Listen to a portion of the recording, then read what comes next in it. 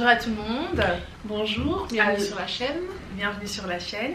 Alors on vient aujourd'hui avec un tout nouveau sujet.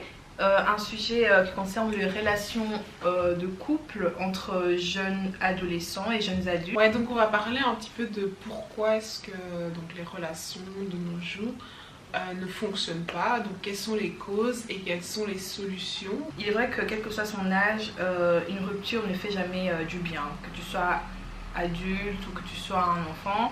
Quand on est adolescent ou jeunes adultes, on passe à une période où on cherche à définir son identité en tant que personne et en tant que partenaire dans une relation de couple. Ouais, c'est un peu ça. Et puis le fait que, je veux dire, on évolue encore personnellement, notre personnalité, etc.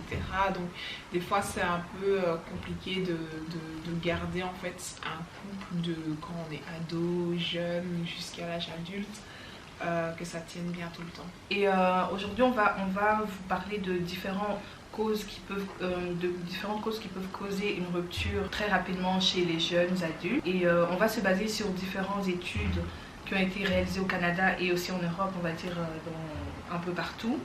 Alors la première cause qui revient souvent dans différentes études qu'on a vues, c'est le fait qu'il y a une perte d'intérêt. Il y a une perte d'intérêt envers son partenaire, on n'a plus envie de passer du temps avec son partenaire, on s'en lasse très vite. Et il y a directement, il y a le fameux mot qui sort, c'est pas toi, c'est moi le problème. Ce qui veut dire tout simplement que voilà, c'est moi qui ne ressens plus, j'ai plus envie de continuer une relation, j'ai plus envie de partager de moments romantiques, on va dire, des moments à deux, quoi. Ouais, voilà. Ouais, c'est un peu ça, quoi. Et maintenant, le truc, c'est que moi, je me demandais pourquoi on avait cette perte d'intérêt. Parce que tu vas pas comme ça arriver et te dire c'est pas toi, c'est moi. Enfin, oui, c'est pas. Pourquoi est-ce que ça se crée en fait? Ça se crée parce que ils n'ont plus cette envie-là de faire un effort. C'est à cause de quoi? Peut-être la routine. La routine. Je sais pas, le fait de tout le temps faire la même chose, de tout le temps faire la même chose, ensemble, et de se dire, surtout quand on est jeune, on se dit déjà ouais, on est en mode vieux couple déjà, on m'en donne à la maison comme ci, comme ça, on n'essaie pas vraiment de faire des trucs un peu plus qui stimulent un peu plus, qui mettent des activités par exemple. Quoi. Voilà. Et le deuxième point, c'est l'infidélité. D'après les études, ça a été réalisé spécialement chez les jeunes. Il y a, que ce soit les filles et les garçons, ils ont tous avoué avoir été au moins une fois infidèles dans leur relation. Et c'est ce qui a causé la rupture, quoi. Il n'y a pas un pourcentage genre, de personnes qui trompent plus que les... Je sais pas, genre les femmes ou les hommes. Si, il y a un pourcentage, les hommes trompent plus que les femmes. Ça c'est sûr. Les hommes trompent plus que les femmes, ça c'est sûr, parce que les femmes on est plus sentimentales, les hommes ils cherchent encore, ils ont les yeux partout, ils sont comme quand vous arrivez au McDo là, vous avez un menu, vous ne savez pas quoi choisir, donc ils regardent alors qu'il sait très bien ce qu'il veut manger, mais il veut regarder encore, c'est ça un homme. Donc je sais pas s'il y a vraiment des raisons spécifiques pourquoi les gens trompent. Il n'y a pas vraiment de raison spécifique, parce qu'il y en a qui trompent juste pour tromper, juste pour... Il y en a qui trompent parce que voilà, il n'y a plus de sentiments, donc ils veulent ressentir quelque chose de fort ailleurs. D'autres par plaisir de tromper, parce que voilà. Donc il n'y a pas vraiment de raison. Parce qu'ils s'ennuient. Oui, voilà, il n'y a pas vraiment de raison spécifique. Ouais, c'est ça quoi. Ou bien les lâches qui ont juste peur de quitter la personne, du coup ils préfèrent. Voilà, ils préfèrent tromper au lieu de quitter la personne. Le troisième point, ce qu'on a constaté aussi, sont les réseaux sociaux. Ah oui, les réseaux. Les réseaux sociaux. Les réseaux sociaux, c'est une cause de rupture. On dit que les réseaux sociaux sont devenus une arme de destruction massive parce que c'est ce même seul outil de communication qui permet de réunir les gens, et c'est ce même outil qui sépare les gens, que ce soit des jeunes couples, et qui peut même causer des divorces dans des couples solides, on va dire. En même temps, depuis surtout Instagram, Puis déjà même avant avec Facebook, les gens Déjà avec Facebook, oui. ils pensent que c'est un endroit pour commencer à choper des gens. Voilà, en plus tout C'est est facile, tout est facilité en fait avec les réseaux sociaux. Ouais.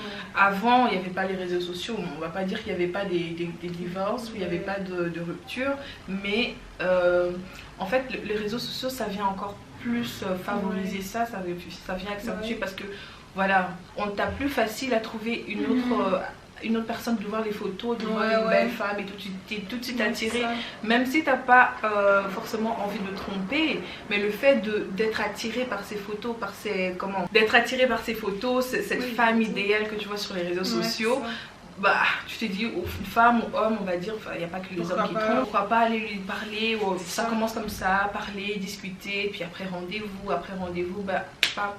Ben moi je pense aussi c'est vraiment genre l'accessibilité, tu vois. Moi je me dis toujours on est un peu comme dans un fast food toujours ici. Oui. On peut facilement se dire allez je vais seulement aller là-bas vite fait mon hamburger. Alors que si tu vas au restaurant tu dois attendre. Donc ici on se dit ah mais j'ai facilement accès à une autre femme, donc je peux aller vite fait, hop je me prends une autre femme. Donc je suis pas obligée de commencer à prendre mon temps, à la courtiser, à faire ci, à faire ça. Du coup on est dans un monde où on veut que tout aille vite, et avec les réseaux sociaux justement on a accès à tout ça et ça facilite énormément facilement les tromperies, les ruptures, des couples qui se séparent, voire même des divorces. Alors, nous avons aussi, il n'y a pas que les causes, hein, on a aussi des solutions à proposer pour essayer de lutter contre les séparations et les ruptures. D'abord, concernant le premier point, on a une solution qui est de casser la routine. Chercher à faire des activités, à nourrir son couple. C'est comme une plante, il faut l'arroser pour qu'elle grandisse. Voilà, c'est comme une fleur. Si on la laisse comme ça, elle va faner, elle va mourir. Il faut en prendre soin, il faut le nourrir, donner de l'eau, éviter que ça soit trop exposé au soleil, enlever les petites mauvaises herbes. C'est ça un couple. C'est ça un couple en fait, il faut le nourrir. Et ça se fait pas que chez une seule personne, ça se fait à deux. Si on veut vraiment que les choses réussissent et aillent plus loin. La deuxième solution, c'est ça rejoint un peu la première solution, c'est de ne pas prendre l'autre comme acquis.